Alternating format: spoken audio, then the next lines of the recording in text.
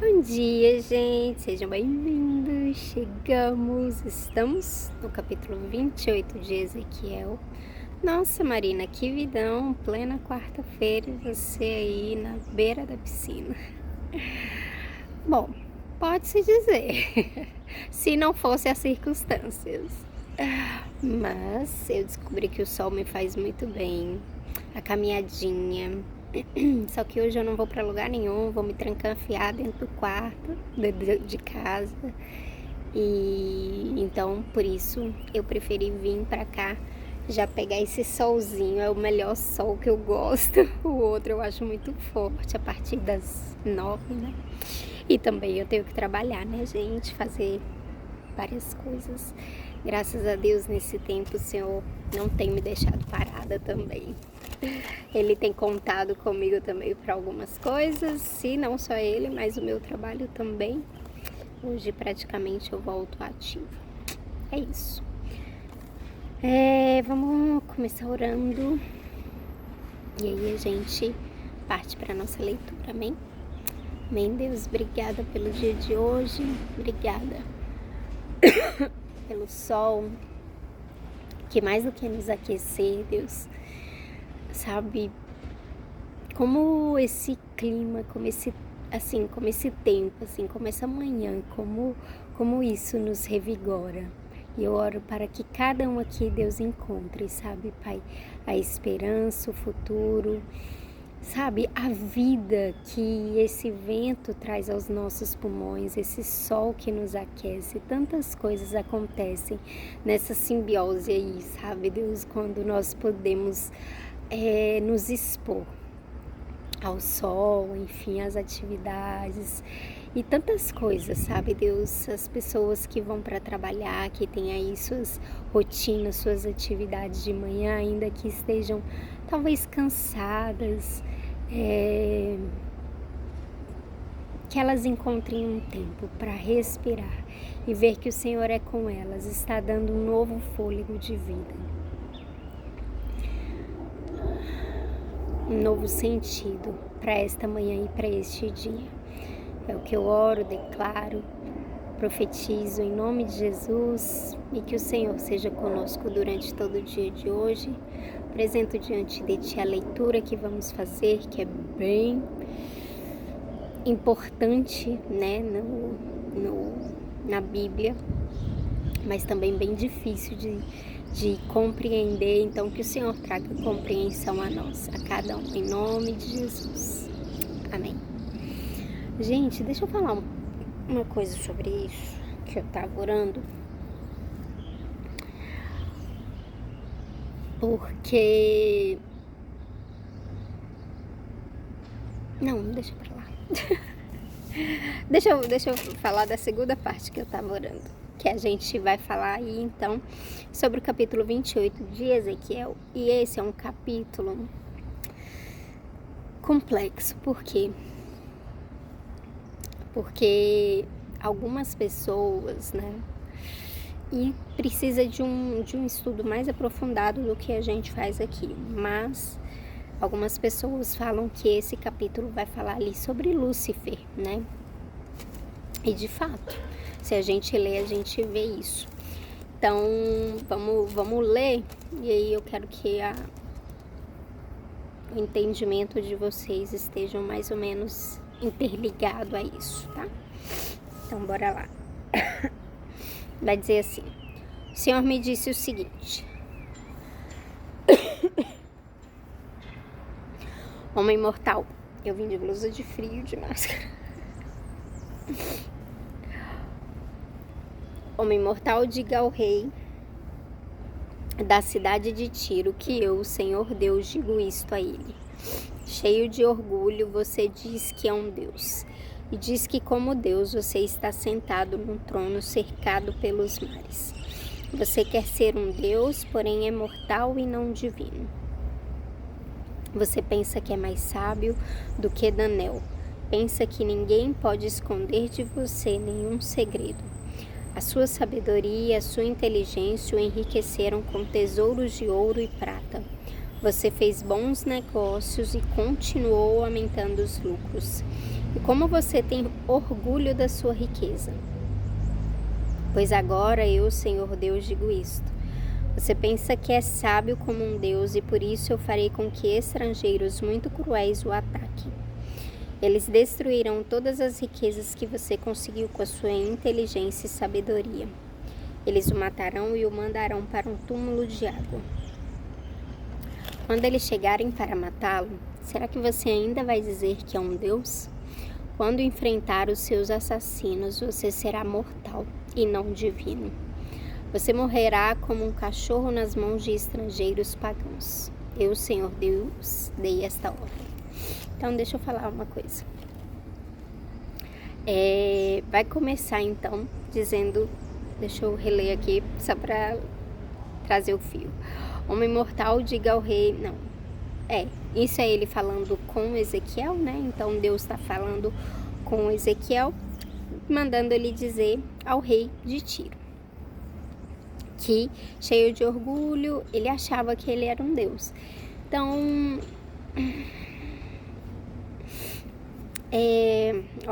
diz que como Deus você está sentado num trono, cercado pelos mares.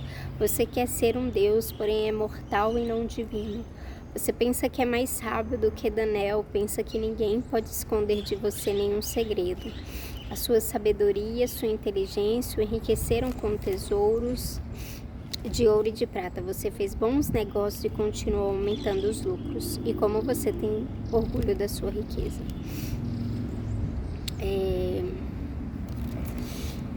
Então, e vai falar ali, quando você enfrentar os seus assassinos, você descobrirá que você é um ser mortal e não um Deus.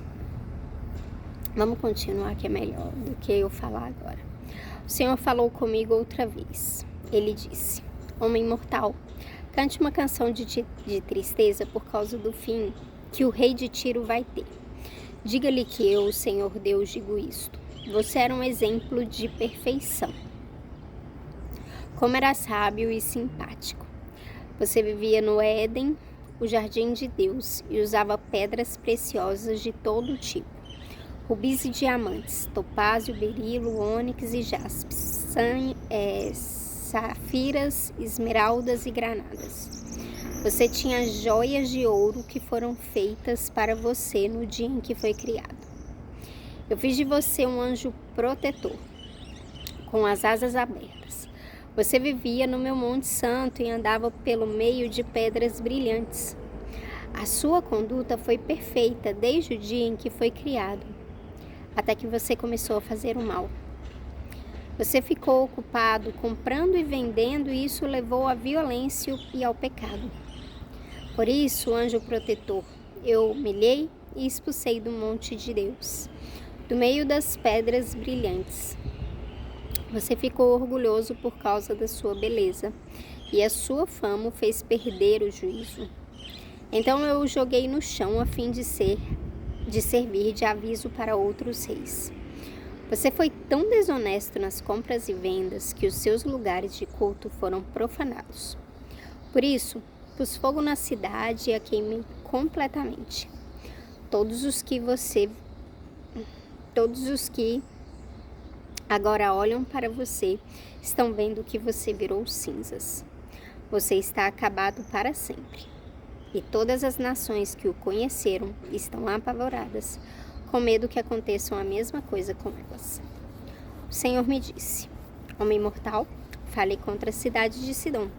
Diga ao povo dali que eu, Senhor Deus, digo o seguinte: Sidom, eu estou contra você. Por causa daquilo que vou fazer com você, todos me louvarão. Quando eu castigar os seus moradores, todos ficarão sabendo que eu sou o Senhor e que sou santo. Eu lhe mandarei doenças e farei com que corra sangue nas suas ruas. Você será atacada de todos os lados e todos os seus moradores serão mortos. Assim você ficará sabendo que eu sou o Senhor. O Senhor disse: os povos vizinhos que trataram Israel com desprezo nunca mais o ferirão, como se eles fossem espinhos e roseiras bravas, e eles ficarão sabendo que eu sou o Senhor Deus. O Senhor Deus disse: eu vou trazer de volta o povo de Israel. De todos os países por onde os espalhei, todas as nações ficarão sabendo que eu sou o santo. povo de Israel viverá na sua própria terra, a terra que dei a Jacó, meu servo. Ali eles vão viver em segurança, vão construir casas e fazer plantações de uvas. Eu castigarei todos os seus vizinhos que os trataram com desprezo, e Israel ficará seguro. Aí eles ficarão sabendo que eu sou o Senhor, o Deus de Israel. Então, vamos voltar para o versículo 11 em diante, que vai falar assim, 12. Você era um exemplo de perfeição, como era sábio e simpático. Você vivia no Éden, o jardim de Deus, e usava pedras preciosas de todo tipo, rubis, diamantes, topázio, berilo, ônix, jaspis, safiras, esmeraldas e granada. Você tinha joias de ouro que foram feitas para você no dia em que foi criado. Eu fiz de você um anjo protetor com as asas abertas. Você vivia no meu monte santo e andava pelo meio das pedras brilhantes. A sua conduta foi perfeita desde o dia em que foi criado, até que você começou a fazer o mal. Em outras versões, até que achou iniquidade em você. E aí vai falar o que ele começou de fazer de mal. E eu acho bem interessante que a gente não vai encontrar nenhuma outra referência desse tipo, assim, né? Não para trás. Lá em Gênesis, né? A gente vai encontrar ali já a serpente se encaminhando para falar com Eva.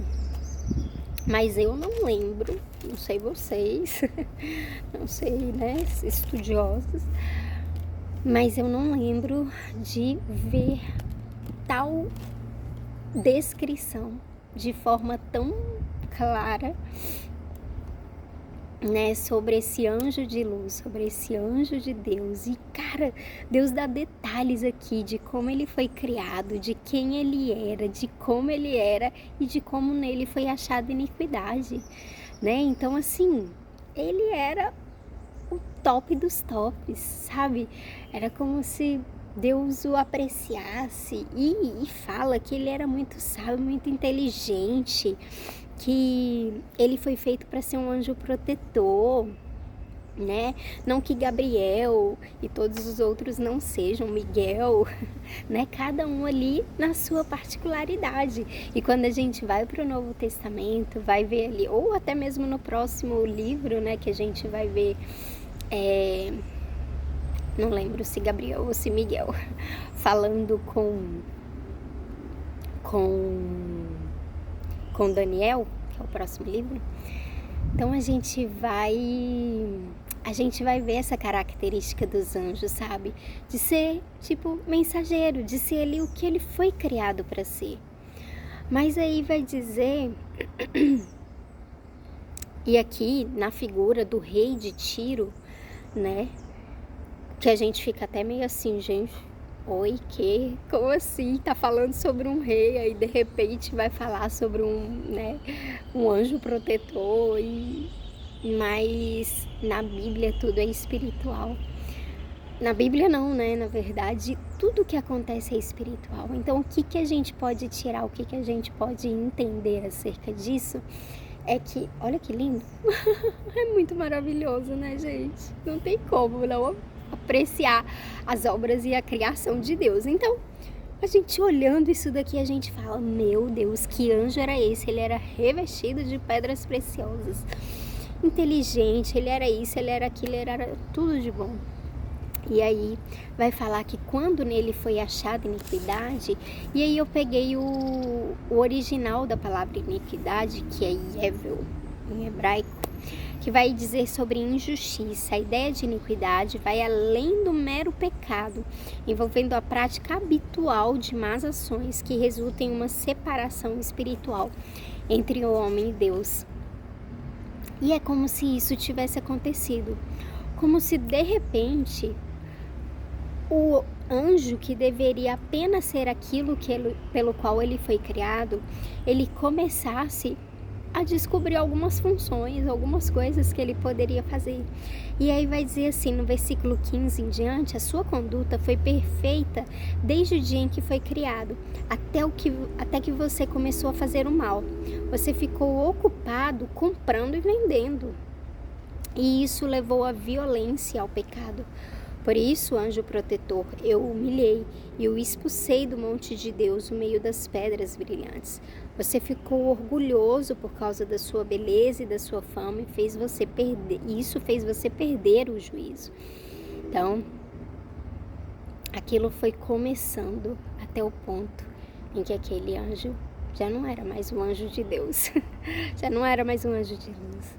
Ele foi realmente um anjo de trevas, onde ele foi de vez eliminado. E isso vai falar um pouco sobre Tiro e sobre os nossos dias e sobre a nossa vida, sobre a nossa família, que fala sobre uma nação, uma cidade, né? Mas isso fala muito também sobre nós, mas eu vou ter que continuar na legenda, porque o nosso tempo acabou. Beijo, boa semana, boa quarta.